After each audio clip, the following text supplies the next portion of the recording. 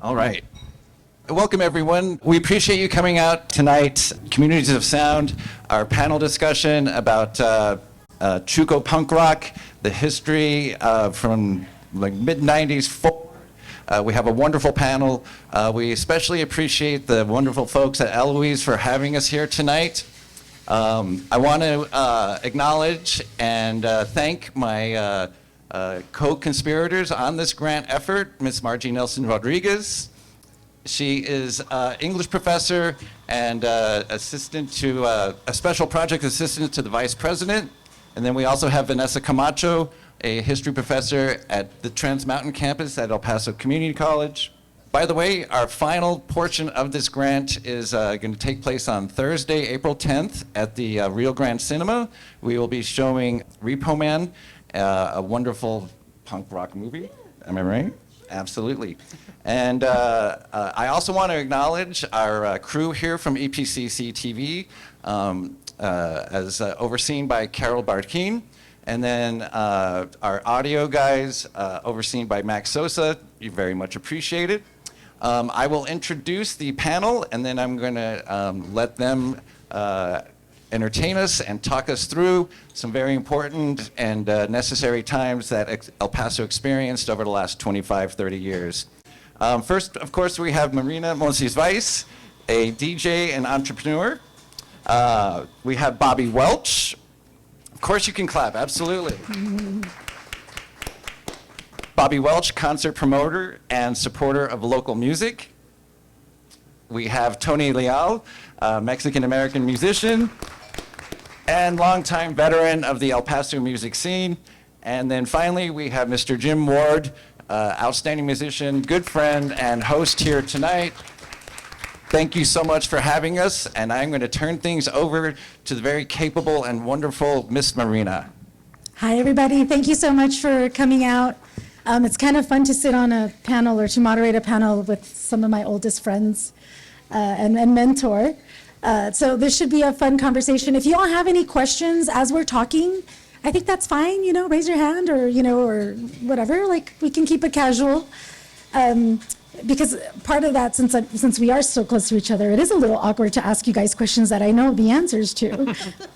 But I think what's important is, in good El Paso tradition, let's do a little bit of placemaking, because each one of us has like a different viewpoint as to how we came to the punk scene and where we were at the time and how kind of we found each other. So I'm just going to go down the row. I'm going to ask you what high school you went to, and then I'm going to ask you how you found the scene. I'm going to start with Jim.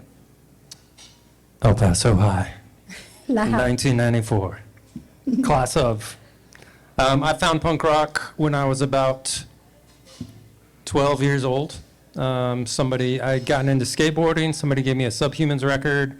That started my whole path.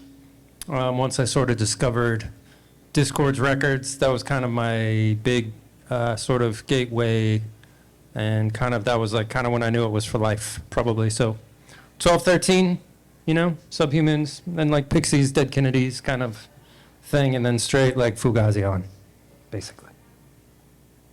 Tony? Bel Air High School, aka Rock and Roll High School. I kind of came across the same way Jim. Skateboarding. I wasn't very good at skateboarding, but You were there. The idea of it appealed to me, and my homies would bring tapes, and then I started thinking like, oh man, there's some stuff I come across. So then I started take my own little boombox, and then later on I started realizing, I think I like the music part of it more than anything, and eventually that's kind of led me into playing in different bands. And Bobbie? Well, first of all, I'm going to fight you on this 90s thing. Because, I'm from the generation of punk that was like 70s, early 80s. And so I actually graduated from Burgess. I went there 1 year. I basically grew up overseas, mostly in Germany, but did come for a year at Burgess. Great school. And then basically, punk was coming out in Europe at the time. It was very political. and there was a new punk scene. This was the early punk scene, well before these youngsters. So, and there were a lot of people that were like army brats or had come over from Europe and were here. And, punk just started developing. There was a big rebellion against the status quo. It was very political punk at that time. And I was working with the band that, we just went for it. And the community really was formed, even though you were in the Lower Valley, Jim, you're on the west side, Bobbie's at Burgess. But, there's these little clusters, but the community starts to come together by going to shows. Probably shows that you, Bobbie, were putting on, and we had no idea that you had something to do with that. I mean, punk rock's all about community. It doesn't matter if it was in the late 70s or if it's today. And there's obviously various communities, there's subcultures in punk, but the very fact, it's always been like a very open family. There's the familia concept to punk, especially here in El Paso. I know other cities where it's more rigid and, do you have the right clothes or whatever, but that's never been the case here. Here, it's actually one of the truest forms of punk in every decade. It's been here in El Paso. So what made you start doing shows? Because you've been promoting shows forever. Late 70s, early 80s. The band I was working with opened up for the Ramones and like early Talking Heads and bands like that. So well before the 90s people. So yeah, it was the first punk, the British punk invasion or whatever. So and I never lost my taste for it.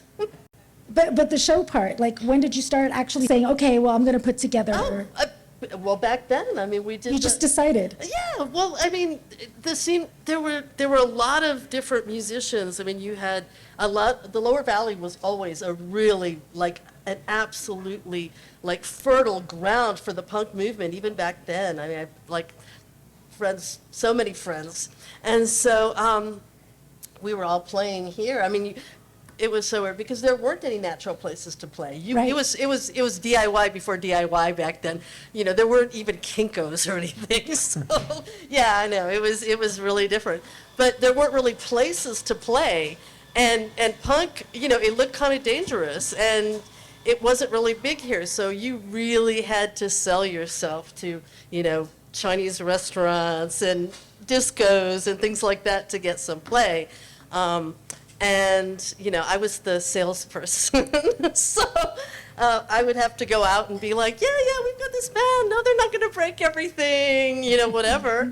And, we just started, we played here and then kind of moved, grew to Austin and then San Francisco and whatever. But that was kind of the way it started.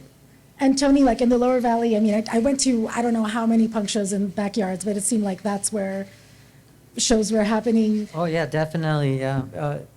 Mostly backyards, and then I remember at some point we found the Golden Age Center. Downtown? And It's yeah. called RIP.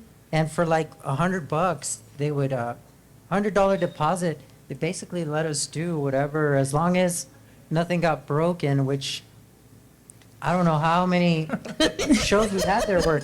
Yeah, somehow it wasn't. Nothing got broken. Yeah, I think it wasn't until finally, I can't remember what show it was, but we started having just the shows started getting so big there, that. Yeah. I think somebody accidentally broke a frame to a picture, and that was okay, that's it. You're done, But then we found other, and then eventually the rug burn, Yeah. But yeah, definitely backyard shows. Lasso Circle is one that I remember where, man, I go to some of those and they were huge, and it was a constant, almost every weekend kind of thing. Yeah, for sure. What about you, Jim? Do you remember where you played your first show? I don't, actually.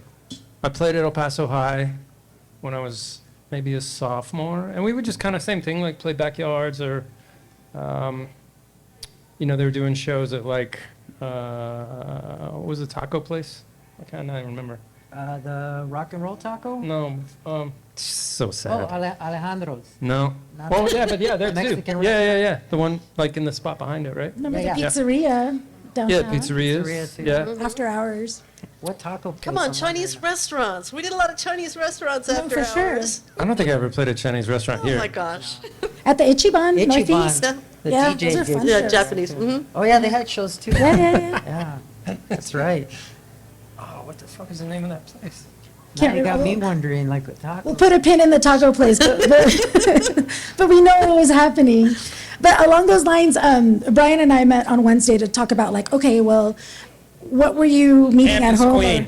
Thank you. Yeah, that was- Campus See? Queen. They were even around the decade before. I know. And I will say this, like my first real punk rock show here at Ivy was a promoter, who at Ivy is a legend. And then as I went around the world, found out more about him representing our city generation before ours, for sure. So, and that's kind of what Bobbie's saying about the Yeah. community, it, sort of paying it forward, doing your stuff, then coming home, then doing it for other people and watching them take off. That's super true. Like we're Yeah. building on each other because I know like even young punks now they find somebody like me and they're like, "What? Like you were here?" And I'm like, "Yeah, but before me there were like Yep. other people. Like we're building upon each other." And that's kind of a really neat story about how that happens because it just kind of keeps growing even though it stays underground somehow. Because kids are having backyard shows right now. See, that was the weird thing. There weren't as many backyard shows in the really early parts of punk, probably because it was so rigid and, like people were kind of upset that we would have all been arrested. Well, You know? that's my perfect segue. So Yeah. what were things like at home or like what were you rebelling against? Or was it even a rebellion to be had? Well, a lot of it was political, I think, which we need to do more of today, ladies and gentlemen. I mean, you came out with like Sex Pistols. I mean, this was really Yeah. British punk, and it's like saying that there's too much poverty, there's too much repression, all of these things. And so it actually was a conscious effort, even here in El Paso. I mean, Teenage Papa was the band I worked with, and they were very, very political. Their lyrics are like, rise up. And there's a lot to support, but there's also a lot to fight against. And so right now, it's the time again. There should be great bands coming out of this Yeah, generation, I'm sure. absolutely. I look forward to this generation that's right now learning how to play and write songs. For sure, because that Because I think, expression the is next always 2 years, there. watching these younger bands come up is going to be great. Because they got good material, right? Yeah, oppression leads to some great art, sadly. So Jim, what were things for you at home where you were like, Mom, Dad, I'm doing this? Yeah, they were fine with it, honestly. I was kind of, at El Paso High, there was a big, again, like a Discord kind of thing, like Arlo Clar and the Stingin' Fish crew. It was all very positive. I was straight edge in high school, so there was no like drugs or alcohol. It was really just about playing music and going out and supporting each other and having fun and like clean fun for us, Yeah. which was like, I was never really into the destruction punk rock or like the angry punk rock. I was very much into like positive force and like, good, positive mental attitude, stuff like that. So my parents were pretty okay with all of it. I came home from high school and said, I'm not going to go to college. I'm going to be in a band. I used my college money to buy, part of it to buy a 1981 Ford Econoline, and we just went on tour, using all the lessons that we had learned from all the shows that we had gone to. So I lived a few blocks from Gdansk. Yeah. So I would walk down. I wasn't old enough to stay out for the headliners. So I would walk down. I would go to sound check if they would let me in. I'd ask the bands every question I could think of asking. I would never see them play because I was too young. But I would watch the openers, like the local bands. So that's how I got to know like Stingin' Fish, Phantasmagoria, sort of those bands that I looked up to that were a year or 2 years older than me, which in punk rock, right, at that level is like, It just seemed like, yeah, it's veterans. You know what I mean? Like, Yeah. they drive a car. You know what I mean? It's insane. So, yeah, that was like my story is not really rebelling. I mean, definitely into the political part of punk rock, but that kind of came later, I think, for me. What about you, Tony, with your experience at home? Well, mine was the opposite of that. My parents, not that they weren't supportive, but Right. number one, they didn't have money. So even when I wanted to learn how to play instruments and things like that, they were like, "Hey, instrument y que nada," Right? No, Like no. we gotta eat. No hay dinero para eso, there's no. So, I mean, eventually they did what they could and a little bit of this and that. But what I mean, and the other part of it was like, I happen to be into like stuff like heavy metal, or even when I got into punk, it was stuff like the Misfits, Samhain. So a lot of times I had to do the whole like, I'm wearing a shirt, you know, the Yeah, Samhain totally. shirt. You know, initially I'm covered in blood. And I would have to hide my shirts and stuff and then take them to school and take my shirt off. Like, yeah. You know? But yeah, it was kind of hard. And I think maybe for a while too, they thought like, they wanted something better than what they had. So they knew that maybe music wasn't the way to go. Right. So they would kind of try to steer me, or they just thought, maybe he'll grow out of it. But Do you think they thought it was a bad thing? Or is it just they didn't know? I think, yeah. I think they were more scared of like, you know, because I guess the satanic panic was going hard back then too. So I think they would see those images and think like, oh man, and you know, stuff like Iron Maiden, which they had songs like Number of the Beast, but their lyrics aren't even about that. Most of it was like Greek mythology and stuff like that, which I was like so about. But to my parents, it's like, oh, El Diablo, you know, and they were Right. kind of like, we weren't even that religious, but, you know, it's just that whole media Tell them your thing. Black Sabbath story. Oh, yeah, and then Black Sabbath. So one time, too, at the swap meet, I bought a shirt for $1, and I was stoked. I was like, dude, it was a Black Sabbath shirt.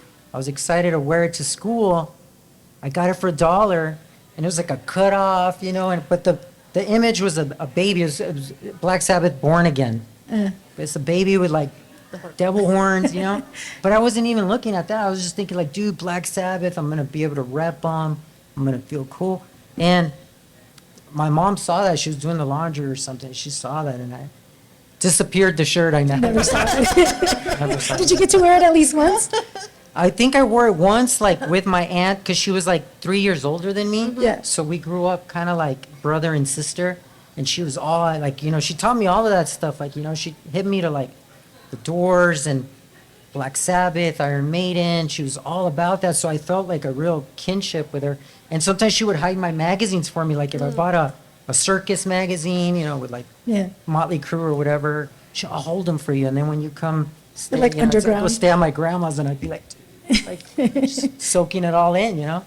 But yeah, it was kind of that thing. It's not so much that they weren't supportive of the music.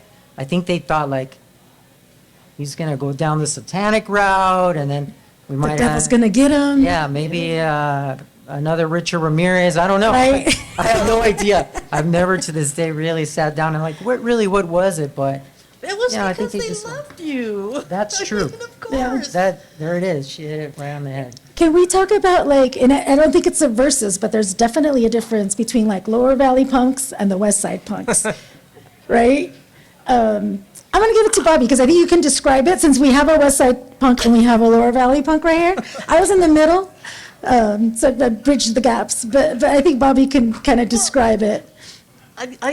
You know, it's kind of difficult because, like I said, that the West Side punks had a tendency, a lot of them, to be from other areas, to have moved here. Yeah. And so they were more tied into, like I said, the European punk, into that kind of rebellion, into that we have to be a voice, we have to be this. I mean, I would almost call it, and it's a word that's too fraught with a lot of meanings, but it almost had an intellectual quality with it. You know, it was very, lyrics were really, really important, and they had elements of different poets and everything else. So, I mean, it really was that element to it.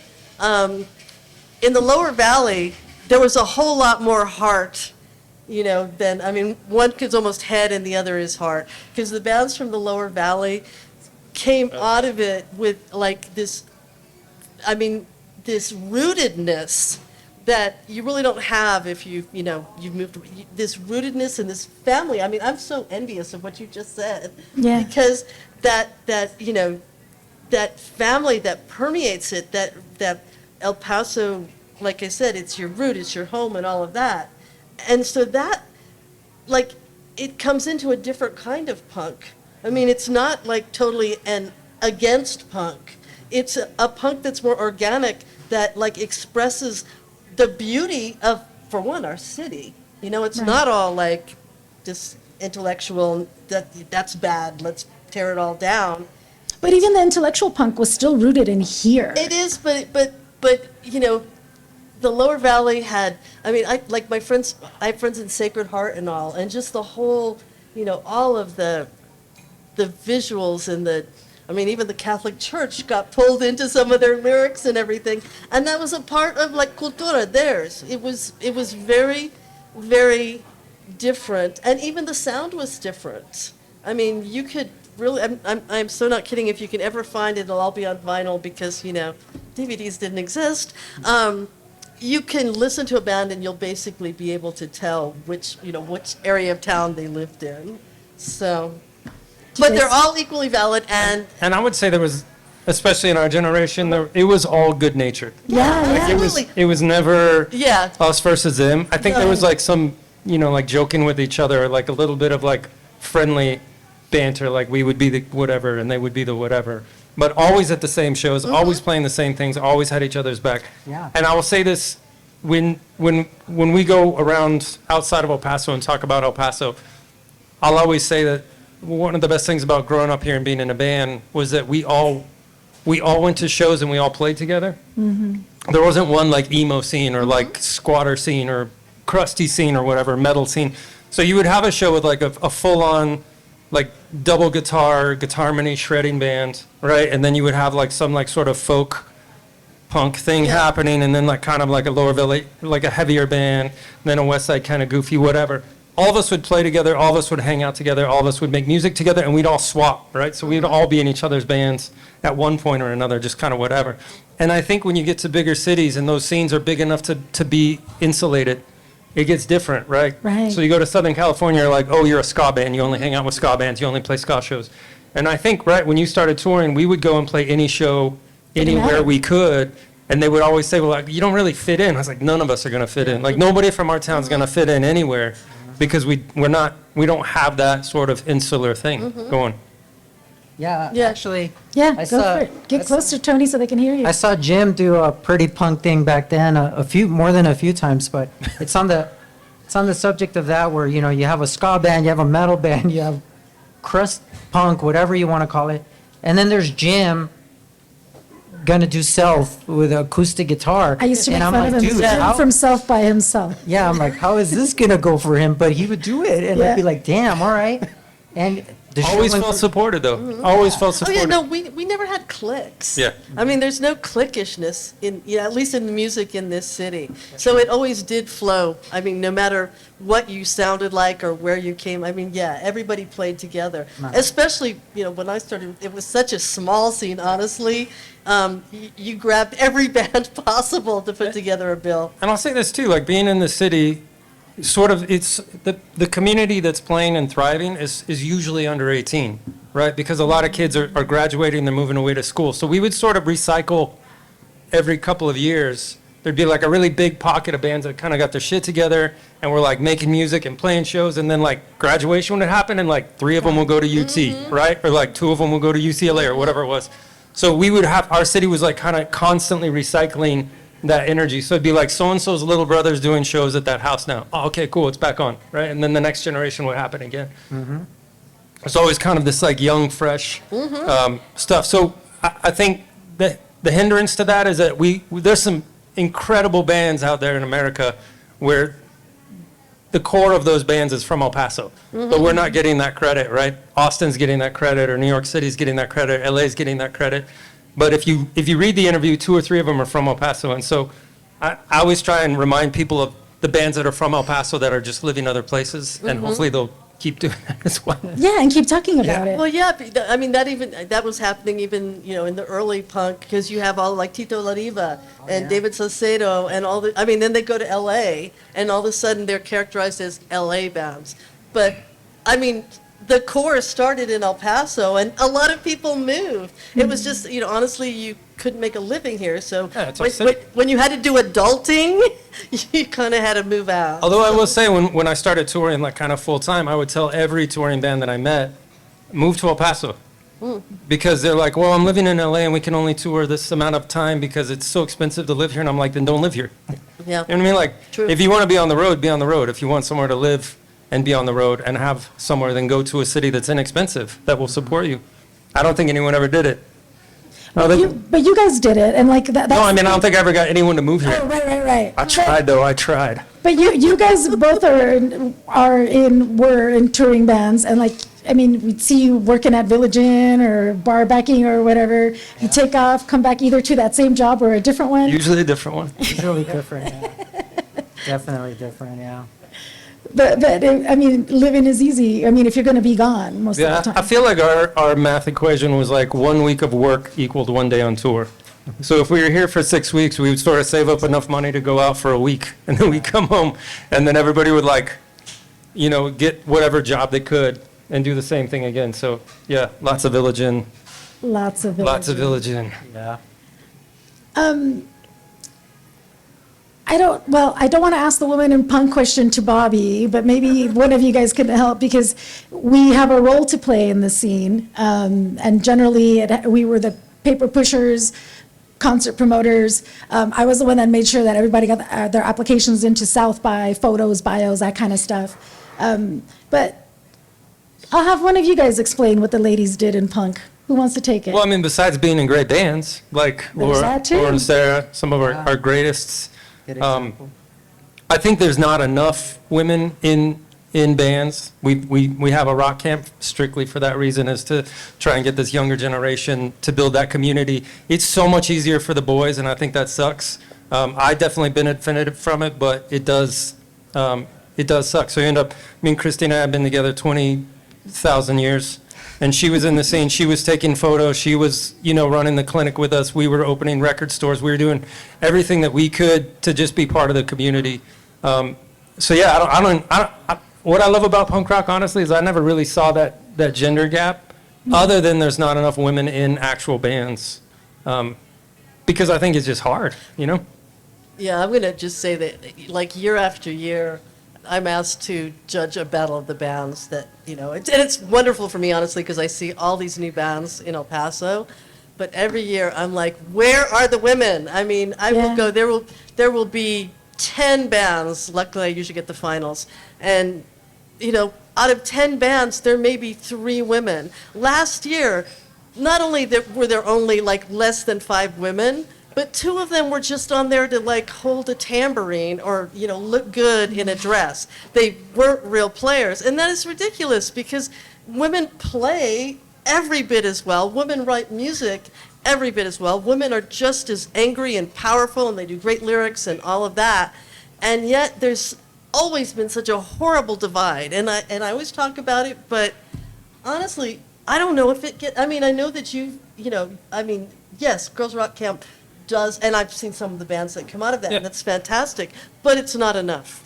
No, and I think one of I've talked a lot about this in the press, like one of to me, the funny parts about punk rock and open-mindedness, and I say all this in air quotes, is that if you do wear the wrong shirt to the show, if you don't look like punk enough, if you're a girl and you're playing in the punk band and you're not punk enough, or whatever it is, the idea that we don't have these sort of rules, or we have these like precedents that we are following. In our generation, it was like, if you sign to a major label, you're a sellout, right? I would talk shit about this constantly. I would get in fights with people about this constantly. Then I signed to a major label, and then I got to listen to all the kids give it right back to me. And the whole time, I would always say, like, I get it. Like, I get it 100%. But we do build these sort of programs for ourselves, right? And it's not punk to do this, but it is punk to do this. And my favorite Jawbreaker line, 1, 2, 3, 4, who's punk, what's the score? Like, it's just my favorite, just shut up, you know what I mean? So I always encourage, especially we're trying to start with these young ladies, 9 to 17, because mostly I want to just give them a space where the boys aren't, right? So that they can get there and they can figure out what they're doing and how to play music, and like, fuck off with all that other stuff and all your rules. It's not important. But it's not going to happen unless we cultivate it. Like, you have to cultivate it. We have to promote it. We have to get these kids in there. We have to give them a space to learn and decide on their own. Maybe some will be photographers, some will be booking agents, some will do PR. Some of them are going to make great records. But they're not going to do it unless we give them that space, and it has to be conscious. We have to think about it, and we have to actively do it, right? We had another conversation at the Museum of History with Tara, who wrote the Chuco Punk book, which if you haven't read it, I highly recommend it. It's a really great book. All of us are in it, but that's not the only reason you should read it. But Lindy, she was kind of the gal that was like running the engine in the lower valley. She said she's like, well, we had a power strip. That's literally all you needed to put together a show, and I just love that ingenuity over and over and over again. Where's the craziest place you played a show or put something together, Oh, man. or any kind of story like that? Many. The desert, for sure. Oh, yeah, those were out fun. In the middle of nowhere. Like car batteries. More than once, Vegas, out here, and yeah, just being out there in the middle of nowhere with the coyotes or whatever's out there, Yeah. and yeah, that was a fun time. There was another time, I want to say, I don't know if it was Boise, Idaho, but we were definitely in the middle of nowhere, really nice, rich house, and while we were playing in the basement of this beautiful house, the top was on fire. Oh crap! That's intense. Yeah, the scariest part was Ernie Barra, he had a big Ampeg rig that we had to lug around everywhere. We had to carry that up the stairs. Oh, my Like God. the house is on fire. See the smoke. Yeah. We're Whoa. bringing that smoke and everything and pushing that Ampeg. So there was a few I knew moments it like was that. an Ampeg. Of course. Yeah, Those things are had to be gigantic. an Ampeg. Yeah. What about you, Jim? I mean, there's been some interesting places, especially like late 90s in Eastern Europe, especially like East Germany, where it was transitioning to the West. It was still very Russian and very old, and we would play like some bomb shelters or some squats. Europe has these amazing squats that have been run for generations of punks, and to get to play them is pretty crazy. Some of them are like, could fit 4,000 people, and you'd be playing to 100 or 20 people, and it felt the same. I'm just thinking of like a weird show. We played a show, and this speaks to like white American male, I'll tell you, because we were playing this show in Italy, and the police came in because they were shutting the show down, and they came in with like assault rifle, like submachine guns or whatever. Like these are like the real fucking police, right? They came in and they were trying to shut it down, and our tour manager was trying to like say like, okay, whatever you want us to do. And I just walked straight up to the police and I was like, no, we're good. We're good. We're an American band. We're playing punk. And yeah, Privilege. so much privilege. And I got shut down in a pretty ugly way. But those are good lessons. I was a young man, probably had a few drinks in me, thought it was just, look, we're just bringing music here. Everything's all good. It's not always all good. You have to learn, obviously, to read the room and the space and Right. understand where you are. Other than that, like, there's been some big crazy shows, but the little ones are kind of the ones I remember and the fun ones. Yeah, those are the best. Yeah. Squats, Smaller for ones. sure. Yeah. What about you, Bobbie? Who's the most interesting person you've had to sell a show to? Because No, I was going to say that, like, in the early punk, like, I am a horrible musician, you all. I mean, I did play in a punk band, and it was everything they say about punk being, people that can't play, that was our band. But anyway, so when I'm working with this band that I was working with, I mean, I did everything. I was the sound person, I was the light person. I schlepped all the amps. I mean, That's how you knew the Ampeg. Yes. Oh my God. And our bass player, of course. my sister had one. It was gigantic. It was What's like up a with that? big-ass cabinet. And Ampeg, dude. I mean, I was the promoter, I was the it was that. But those were, that was okay for women to do. The worst place we ever did that, where I had to do all that, was in Phoenix. And it wasn't so much, it was an outdoor show, and Phoenix it was like 100,000 degrees out, and it was an outdoor show, and we were playing early. And I was schlepping the amps because the three guys in the band were like, it was a nightmare. So it was, and they were very nice people, but I mean, it was my job. It was what I did. I was the peripheral of everything other than being a player. So, but I do want to say for women, I mean, I can understand because it can be dangerous. Yeah. I mean, it's a sad truth, but there's a lot of predators in the business, not even talking bands, but in the business overall. They're predatory towards, men and women, but women can get the worst of it. So, and so, I mean, And it's all of our jobs to make sure that doesn't happen. absolutely, Like, absolutely. Every boy in every band should protect every girl in every band. Every show, every person at the show All of that's And important. not just in a band, in every place, in every public place. I mean, you know, we have a lot more voice. I'm privileged. I have a voice right now. And I had a voice back then because I was just loud and obnoxious. But, you know, there's still spaces that are dangerous, and all of us being good people, on top of being musicians, where we really, you know, have to carry that banner, we need to make spaces safe for everyone, male, female, trans, whatever. Yep. You make spaces safe for everyone. Speaking of, like, that gives me a good segue into, like, the ethos of punk, because really the whole thing is, like, you just do it. Like, and you don't overthink it, and you just jump in, whether it's playing music, whether it's putting out a record, whether it's going out on tour. How do you carry that out in your lives now? I'll start with you, Tony. I mean, I was literally just talking about how, you know, I should be adulting, but I don't know. Right.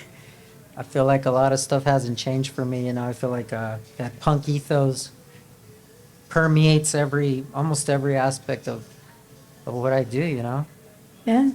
even some of that DIY, a little bit of this, a little bit of that, but yeah, it's just something that I think that's what appealed to me in the beginning too, where it was kind of like I didn't like the structure of anything, you know, of like, why do I have to do this and why this and why that and why that, you know, and I want to play music and I want to do it in a way, you know, magazines that I was reading at the time too, you know, from the Bay Area, like Maximum Rock and Roll and stuff like Yeah. that. I learned a lot from that, you know, and it was kind of like, I would try to apply that to my life here in El Paso, even though a lot of that stuff we didn't have, you know, or a lot of that homophobia, or even with the women too, you know, like I remember playing in a band with Laura and Sarah, and I was stoked because I was thinking like, dude, this is going to be so cool. We're going to be like blacks or something, you know, like, and everybody's going to put their little part in and everything. Yeah. The only key problem with that was that I didn't know how to play. My friend Chuck didn't know how to play yet. Those are just And details. Laura and Sarah were the sweetest, you know, and they were like, dude, it's cool. We got you guys. But I think after like 2 practices, they were kind of like, They're like, we're not going to carry these fools. no, I mean, yeah, dude, like I had a makeshift drum set, you know, like Yeah. I had a snare on top of like a coffee table. That was my snare stand. So I'm surprised they put up with it as long as they did, you know, but eventually they did the whole like, yeah, you know, our parents don't feel too safe about us coming to practice in the lower valley. But I think that was just a nice way of saying like, how do you we- guys can't play. how do we get rid of these 2 dudes that got a long way to go still? But that was cool, you know, we had a moment where we were like, dude, this is so cool, and like we're gonna have like cool bands like that in the scene, you know, where we're gonna be just like the Bay Area, like, you know. And How did you pick the drums, Tony? And then, I mean, you're a really good drummer these days. no, thanks, but no. What happened with that too is kind of like there was, I guess, a lack of drummers. Everybody was playing the guitar or bass. Everybody wants to be a singer or a guitar. Yeah, They don't I want was to be a trying bass to play player. They don't bass. want to be a drummer. I was trying to play bass forever, dude, and Yeah. and I couldn't. Everybody was like, nah, well, if you're not gonna play the drums. So I was like, all right, I guess I'm I'll play playing the the drums drums. now. Yeah. And I just started learning, you know, playing along to the Ramones and Sloppy Seconds and stuff like that, just that. And then before I knew it, I was like sometimes in 5 bands at one time. you know. Because you're the only drummer in town. Yeah, not great, but you know, just Yeah. doing enough to like, all right, well, we got a drummer now, so let's move along, let's move it along. That's cool. What about you, Jim? With the ethos part, and let's talk about you're a guitar player and a singer. You're one of Yeah. those. Yeah, one of those, but started on bass. So Yeah. originally on bass. Yeah, I think that the ethos part, especially the do-it-yourself part, it always appealed to me. You know, it's like kind of the classic. You're 12 years old and you're not good at sports and you're not good with girls and you don't feel cool and you feel awkward. And you know, I was definitely I started my life in like the 5 Points area. We lived there till I was like 9 or 10. I was always kind of the dorky white kid there. Then went to Albuquerque, and then I was a dorky El Paso kid there that didn't quite fit in, and then I came home, and then I was the dorky kid that had not lived here but then came back but was still dorky.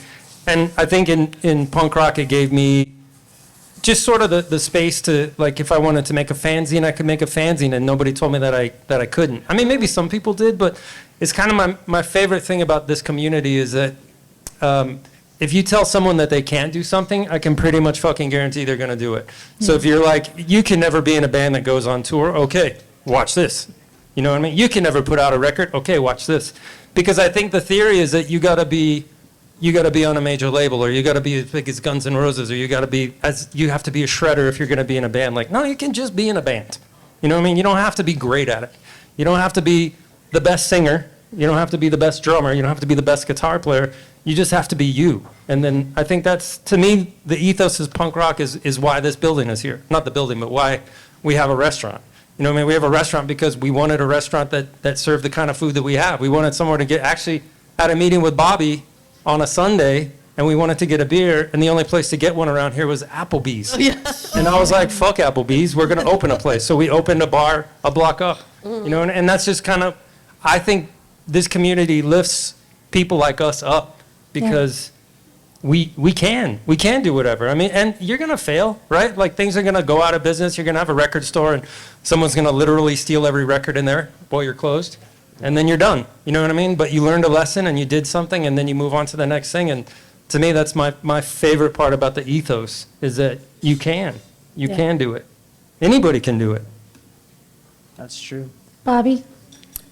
Okay, ethos. Well, Brian and I were talking earlier, so this is going to sound like the most un-punk rock thing in existence.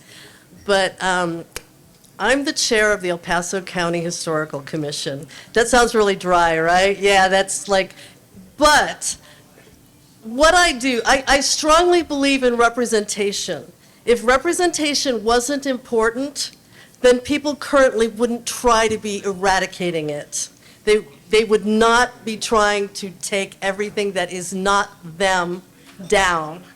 And so my goal has been to increase, like, representation of things that, quite bluntly, aren't old white men in history here in El Paso. That's pretty punk rock. And so if you That's super see, punk. like, Yeah. all of the markers that we've been doing since I've been the chair, they are Hispanic, they are African American, they are a lot of women. Sorry, it's my pet thing, but, you know, we're working on a brochure for LGBTQ in El Paso. Things that we want, there has to be representation. And so, you know, like I said, history sounds dull, but when people see themselves in history, when you have that representation, that is power. And that's the ethos. Can we get a marker for the Golden Age Center? We could talk. We could work on that? So, I mean, Madam Chair? yeah. No, right now I work on Ruben Salazar. I just submitted it. And I don't know if you know who he is, but it's amazing that he was a journalist, a Chicano journalist. He worked on the Prospector at UTEP. He worked for the Herald Post. He is considered a Chicano activist and martyr because he was shot by the police in LA. But there's no marker to him here in El Paso where he lived his life. He is such a story here to be admired and emulated, and he's been excluded, but he won't be anymore. Good. Right. Yeah, you know, it's funny. Bobbie, I have a story about that. When we got involved with Michael Reyes, the curator at the El Paso I know Michael, Museum. sure. Yeah, I had to be honest with him and be like, dude, I'm not gonna lie, but growing up, like, I thought I didn't belong even visiting a museum. You know, I thought it was a rich person's Oh, yeah. thing. You know, I don't know what, many things.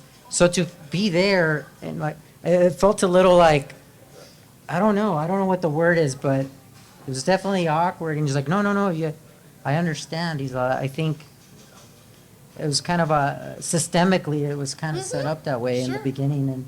And just to see it all changing and evolving was amazing. I just felt like, wow. And it was kind of a full circle moment too, because speaking back to the Golden Age Center, where it was. I had no idea. Yeah, dude. So I'm standing there and I'm showing him all these flyers like, yeah, look, this one's cool. This one's cool. Another Golden Age. He's all, wait a minute, man. He's all, right here.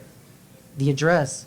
That's our address. And I was like, Yeah. Yeah. I didn't even realize I was standing You're there. standing right Full there. circle. I was like, there you go.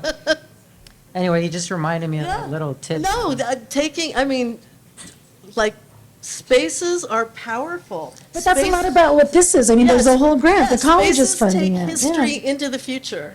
And they afford us that representation and that power, as long as we are willing to go out and take that power and, and do our part to take it into the future.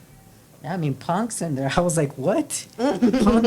Punk, and then El Paso Punk. Mind Wow. blown. I was just, I'm still wrapping my head around it, Do you guys have any comments or anything you want to say or something that you want people to learn before we open it up for questions? You know me, I'm always like, pull up, take back your power, be active, do something. If you have a voice, use it. But that's it. No biggie. You'll have a call to action from Bobbie. So does anybody have any questions? Oh, Tony, you wanted to say I something? was just going to say, girls, start some bands. That's- the time's now. Absolutely. That's right. Looking at you over Yeah, there. you have a question for Stephanie?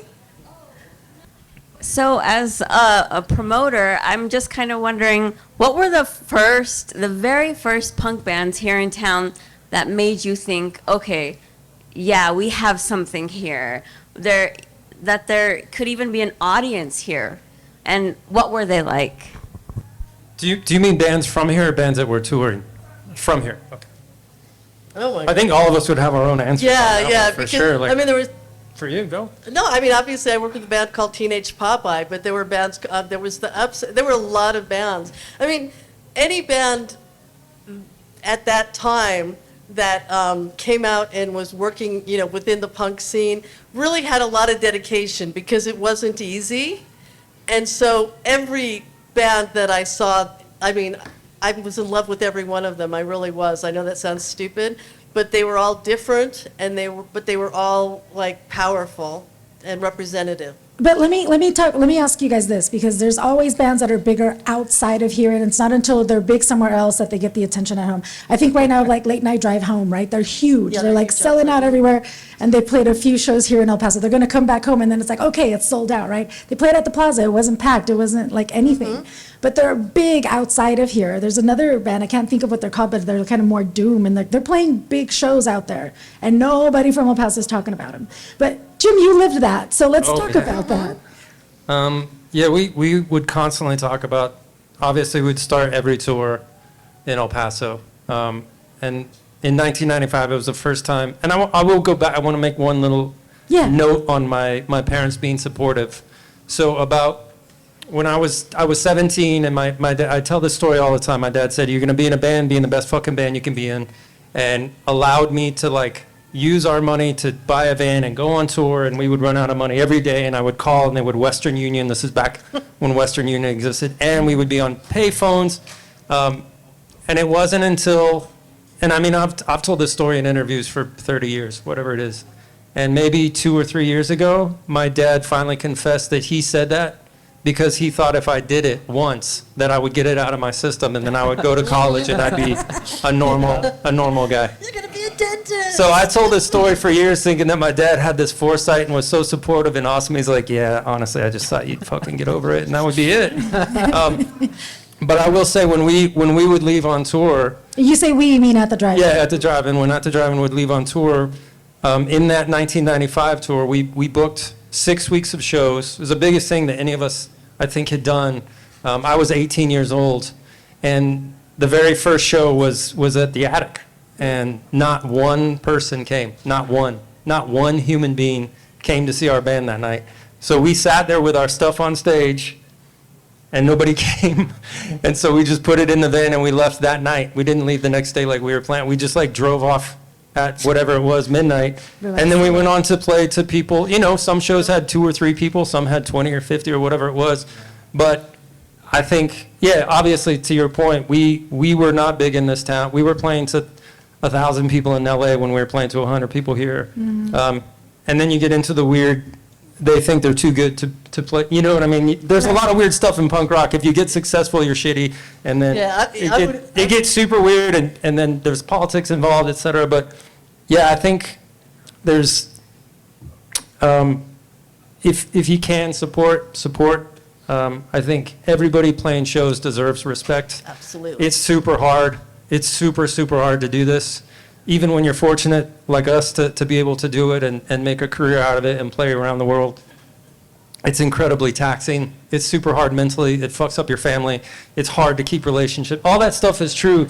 So if it's as easy as going to a show and buying a record, also just if everybody makes note, if you go see a live band, buy a record or a T-shirt, because that's really the only money that they're making.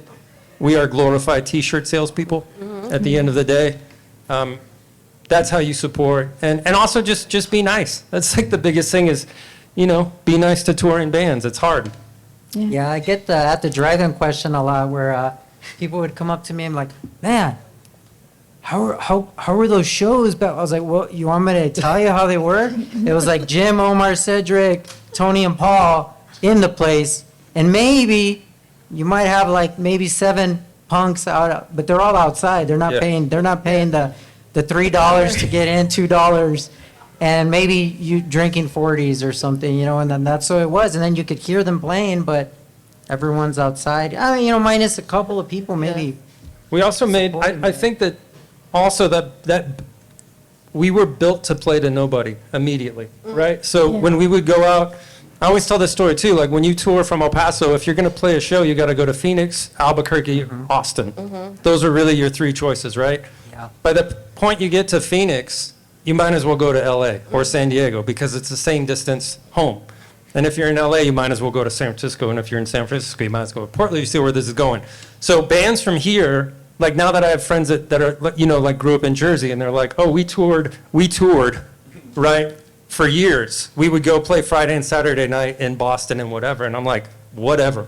Like, if you're from El Paso and you go on tour, you're gone for like 6 weeks, period. Because you can't come home.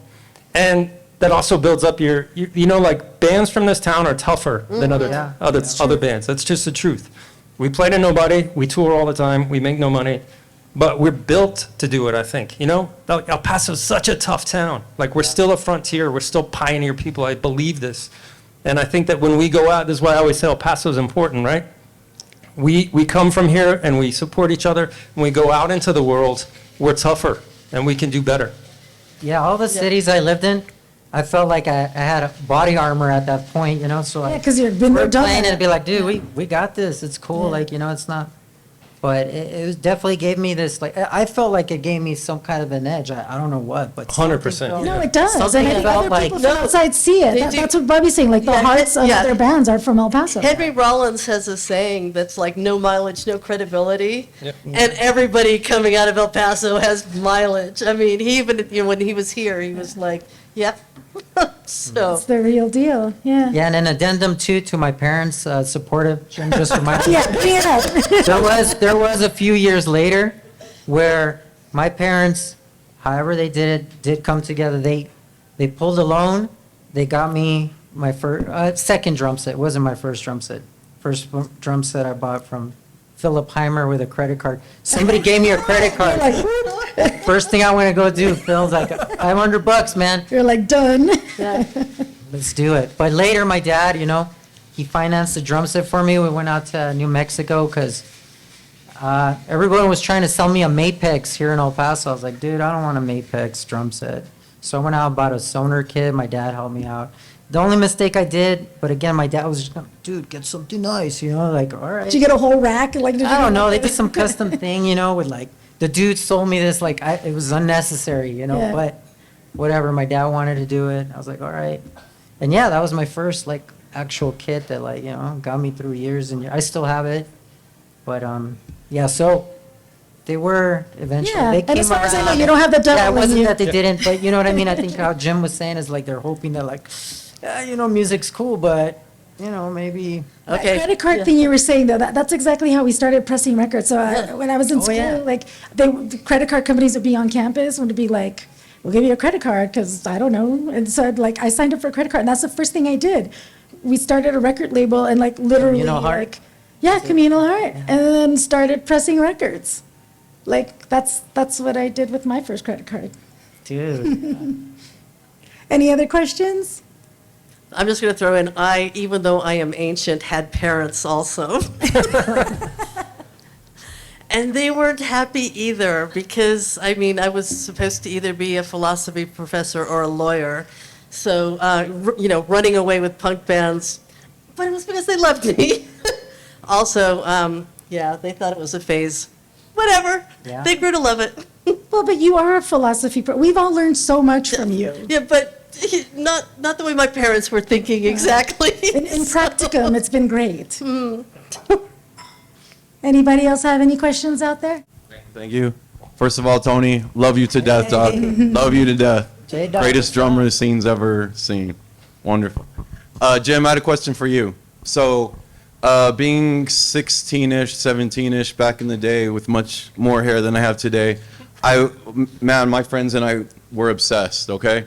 And I remember zines. Once upon a time, that's what we used to have, zines, because the internet was almost non-existent yet. But you said something to the effect of being from El Paso was somewhat was an isolated situation, and it was important to your creative process. Not being impacted, influenced, I say, as you're writing songs, coming up with things. You didn't want it to mimic something else that was out there accidentally, you know? You said something to the effect. So I'm just curious how you've grown and gotten out there and toured and been exposed to so many things, and technology's made information so much more readily available. How have you maintained that part of your creative process, that isolation, that uniqueness? Yeah. So, well, thanks for the support, first off. I always say this, like, we don't get to do this without all of you guys. I say it every single night, and I mean it from the bottom of my heart. Like, honestly, the advantage of being from El Paso at that time period was that we were all doing mail order records, and we were seeing, punk bands when they would come through town. Ed Ivy particularly was bringing bands that he had met. So we were seeing stuff, and we were definitely trying to emulate it. So I don't want it to seem like we were trying to make stuff out of scratch and that we were holier than thou or cooler than anybody else, because we were trying to rip off everything we could. But for us, it ended up being more like a collage. Because we could only get little snippets of things. So, yeah, I'm definitely stealing Drive Like Jehu riffs. Like, I'm definitely trying to figure out how they make it sound like that. I'm definitely trying to figure out how to get that Guy Picciotto scream. Because and at the drive-in, I'm just singing backup, so I just want to get these, like, little punches in. We're trying to be those bands, for sure. We're not trying to be, we don't know what we are, right? We're 16, 17, 18 years old. The advantage at that time is that all of us were doing that at the same time and joining each other's bands. Whereas maybe if you're in LA, there's going to be 50 or 60 people just like me trying to rip off Drive Like Jehu. And then all of us are sitting there getting really good at sounding like Drive Like Jehu, right? So that's why you would have, like, Fat Records, all the bands sound like shittier versions of the better band. They all sound like the same band because they're all in that community, and they're all just swapping the same. I don't know, to me it feels inbred, but that's a rude way of saying it. But I think our advantage at the time is that we were making collages instead of just recreating pictures, if that makes sense. That's the best I can do. Yeah. And as far as, like, going forward, I always think that I have not written the best song I've ever written. So that's all I'm doing, is trying to write a better song. And it doesn't matter if, I mean, of course it matters if people come to the show, people buy our records, because we are human and we have egos and we want to be appreciated. But at the end of the day, what I personally am trying to do is to just write the best thing that I can write, before I can't write anymore, and have fun along the way if possible. Yeah. Anybody else? Oh, Persephone has a question. Oh, wait. Well, no, but everybody else can hear you if you use the mic. Okay. My question to you is, what's your favorite song so far that you've written? For me personally? Mm-hmm. Oof.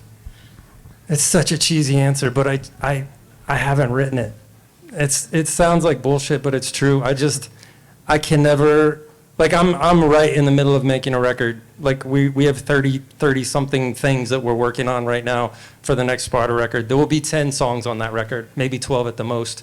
So out of these 30, I'm looking at all of them, trying to figure out which one's going to be on it. And it's a difficult thing to do because I keep thinking I can do better, right? So I don't know what my favorite, I mean, I can tell you songs that changed my life. Like, I remember very specifically the moment I wrote the riff for One Arm Scissor, which became the thing that allowed me to do this on a level that is insane. Believe me, like I don't understand how all this happened.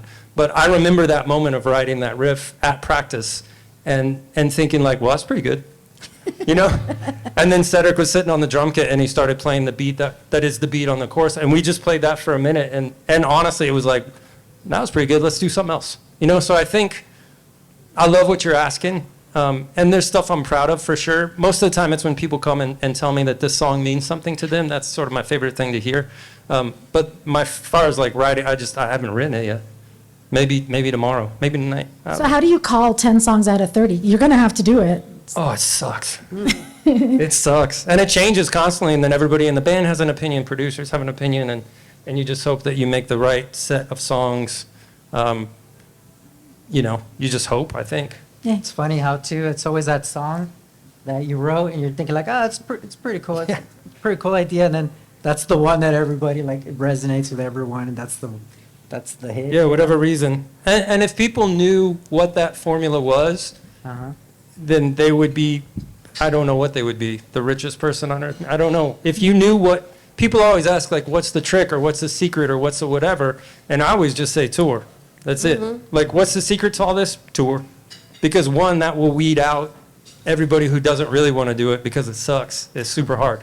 The other thing is that as you tour, you get better. And it's not luck, it's opportunity, right? Like, you get to play a show that somebody sees you play and says, like, hey, I got a record label, right? I got a credit card. I'm putting out this record. I need one more band. Yeah. And I saw you tonight, and you were great. All that stuff is just, the more you tour, the more opportunities you're going to have. I see a lady with a microphone. Yes. So I remember some of the places of my youth, like the Regal Beagle, Yeah. Moontime Pizza, and having these life-changing experiences like Beck showing up unexpectedly and Yeah. playing a free show for That was some of fun. us that were lucky enough to be there. And I wonder if this new generation has anything similar now. I wonder if this is... Dude, we're just not there. Okay, cool. I would have to Literally say. playing in say, warehouses yeah, and white denim. There's all sorts of stuff going Yeah, on. yeah, Okay, yeah. because I genuinely wonder, like, is this something that's just a nostalgic memory for some of us, or is there a new Always happening. phenomenon? It doesn't go away. It doesn't die. We just age out. I don't know. Are you going to shows, Persephone? Yeah, see? Where are these happening? Where are you going? Yeah, that's what I noticed. There's a lot of warehouse shows. I want to get a crew of old folks. To be like, we're going on tour with the venues. We just want to go. We want to go hang out at these shows. Yeah. I'm in. Sick. All right. Deal. All right, you're my in. Yeah. Yeah. But I'm like, I'm with her. I tell people that every time. Like, it's happening. We're just not. We aged out. Yeah. I mean, I feel you there a little bit with the AI stuff, because I ponder that a lot, just thinking like, man, how difficult must it be for, this younger generation where, like, I mean, it's easy in the sense that magically, to me, it's like a wizardry, how quickly you can get that music up, and then everyone around the world hears it. We're like, we didn't have that growing up, where, everything was snail mail, and then you'd have to hope that they opened, or that the demo even got there, like so many things, and now it's so easy. But then now it feels like this abyss of like, It's like too much, right? Because then it's now almost it's hard to find good music because and there's so so much yeah. music out there, Yeah. and then the algorithm, you're up against that. What's that?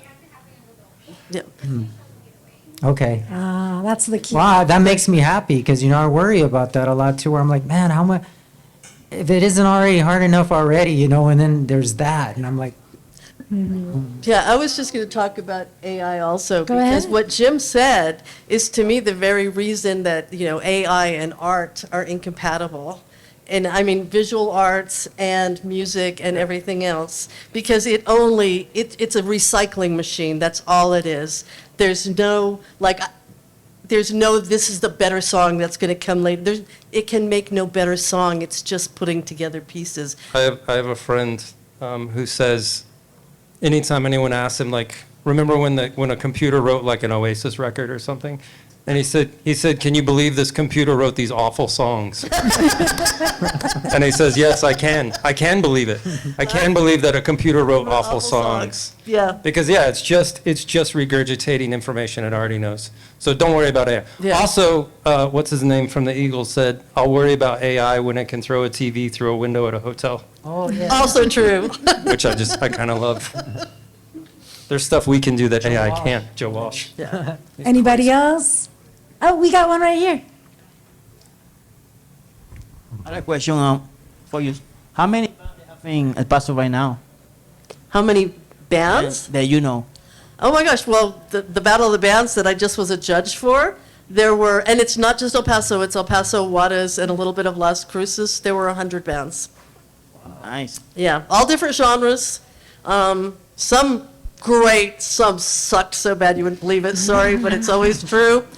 But I mean, there has always been amazing talent. I mean, I've been here, you know, I'm older than when some of you were born, and El Paso has never lacked for amazing bands, ever. And they're still there. I mean, I saw some great ones. I saw some really good ones last year. The problem is, like you've said, sometimes, you know, they go away to college and great bands break up and everything else.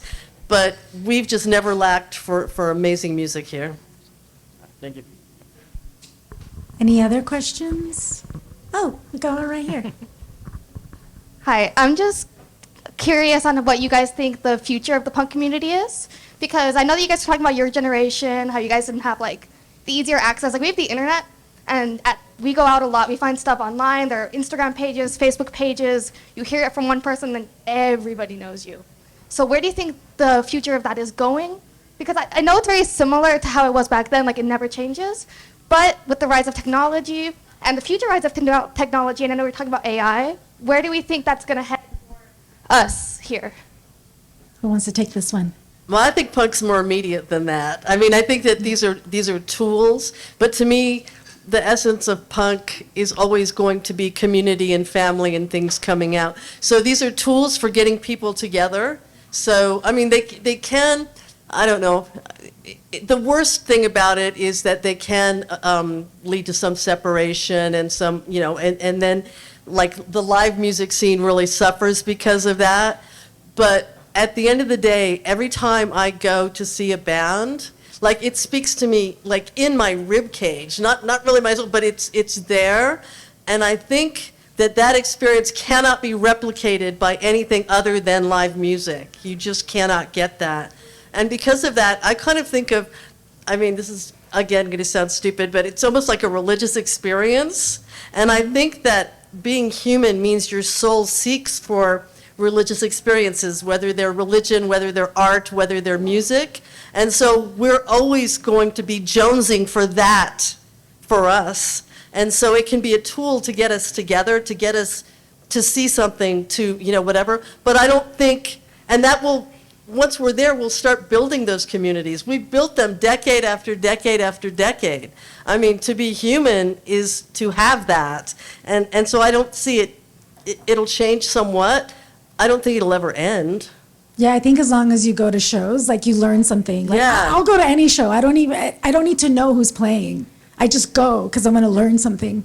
Yeah, and I think it's that ethos too that Marina was talking about, like the spirit, I guess. Like, Yeah. Punk is a genre, but it's also more than that. I feel personally, you know, Yeah.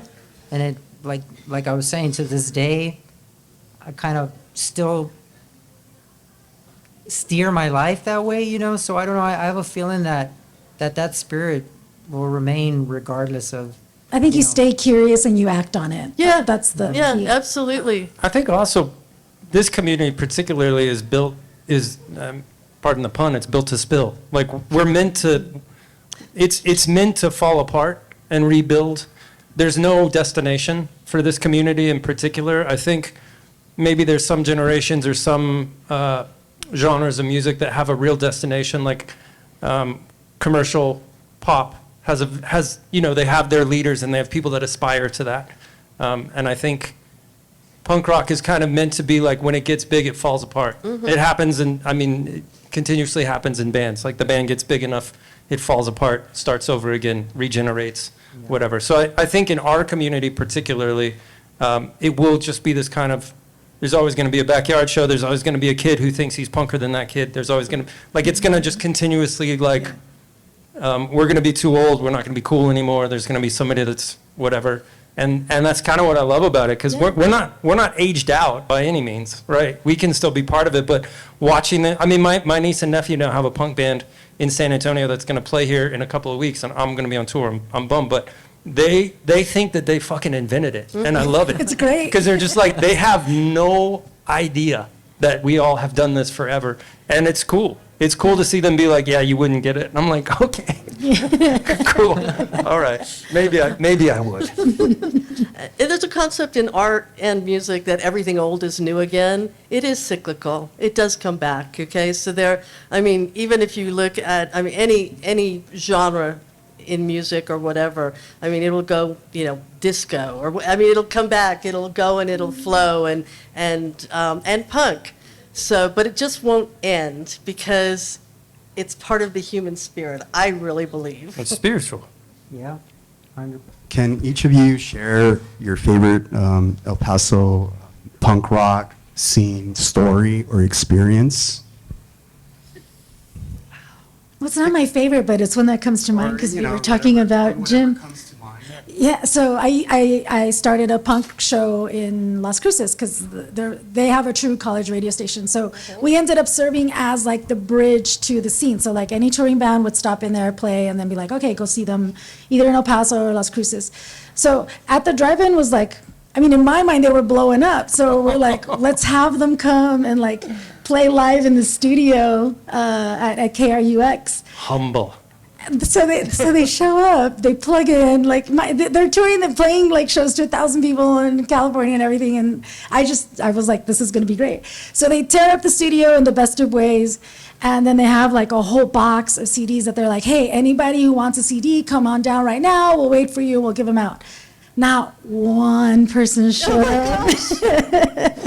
Yeah, humbling. Okay, but I will say with that in mind, that having been a promoter for many years, I put on shows where there were 10 people, and 10 years later, somehow 1,000 They were all people there. were at Yeah, that yeah, show. yeah. They were all there. I mean, it's, yeah. Yeah, how many people were at the Clash at Abraham? Not that many. Really? It Not- wasn't like 20,000? No, it wasn't 20,000. Great show. Not that many people are there. Oh, that's right. so- Bobbie brought the Clash to El So, Paso people. friends of mine, so. What's your favorite? Man, so many moments. I know, I it's. would say my favorite one, and it was, I guess, my 5 minutes of fame, or 15 minutes, what is it, 15 seconds? I don't even know anymore. Anyway, we were having a show, a backyard show, Sergio Mendoza's house. A huge show. I remember it was a VBF tape release, their demo, and then a fanzine that I had. That Will you tell us what VBF stands No, for? please don't.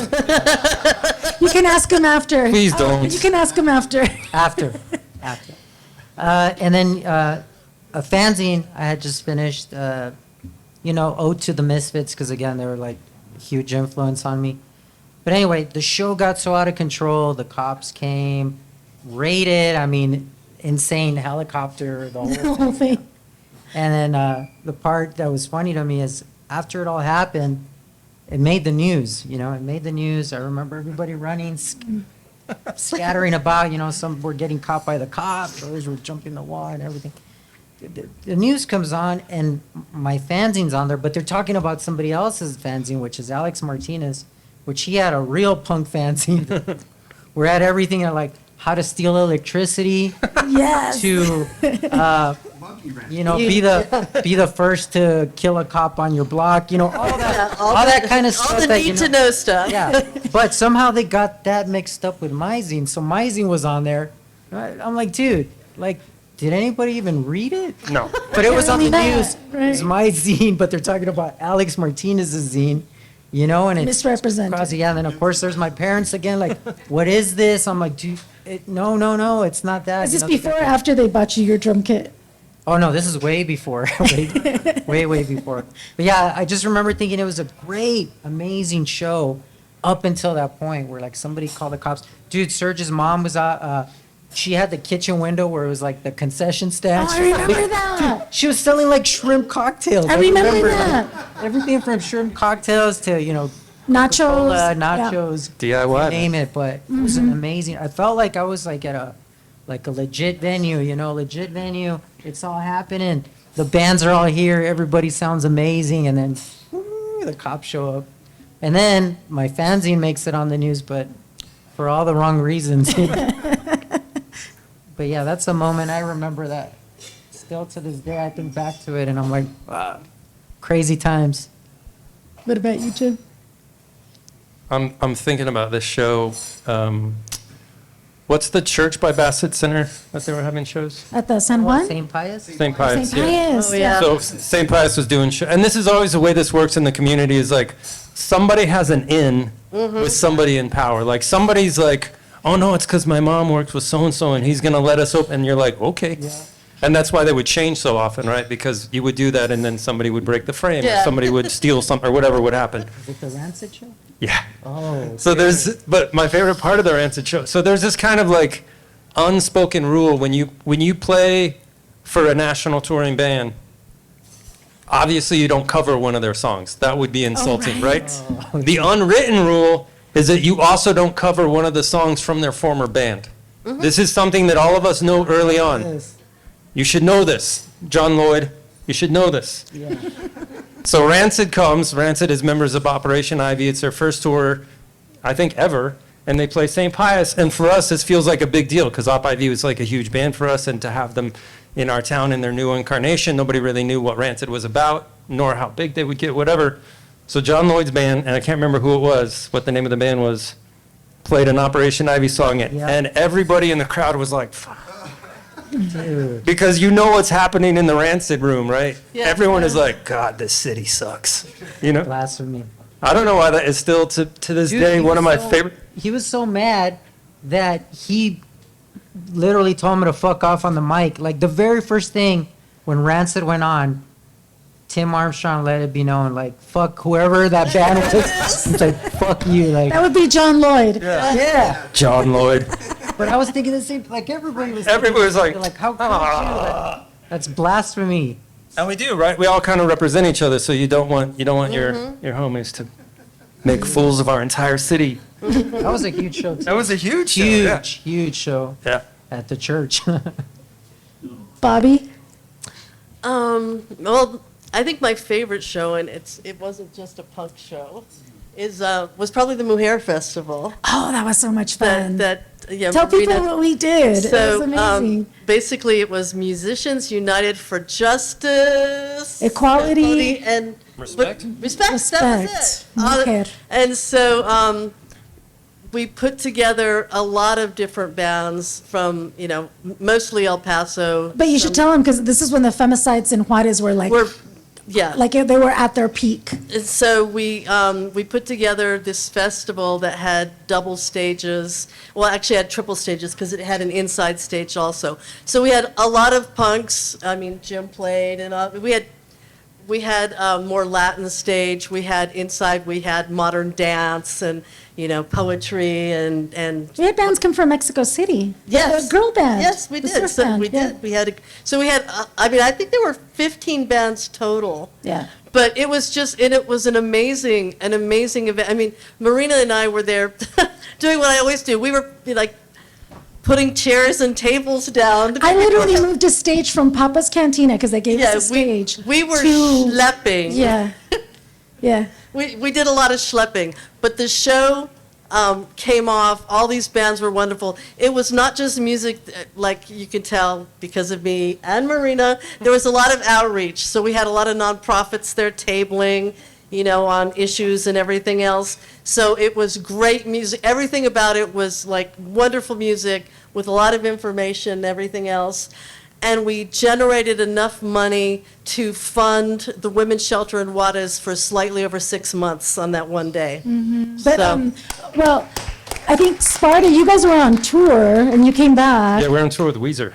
Yeah, so they left like We- whatever Yeah, shows with yeah. Weezer. They flew back We to flew play. back to play, yeah. Yeah, so it was, I mean, fun. that's total punk rock, where people come together like that. And I mean, for me, it really is, social justice is a real important component of punk rock. And Mujer was everything about social justice. Tell them about Ozo Motley too, though. Yeah, Ozo Motley was, they actually came in, they were the headliner on the other stage, and they came in and like waived their fee.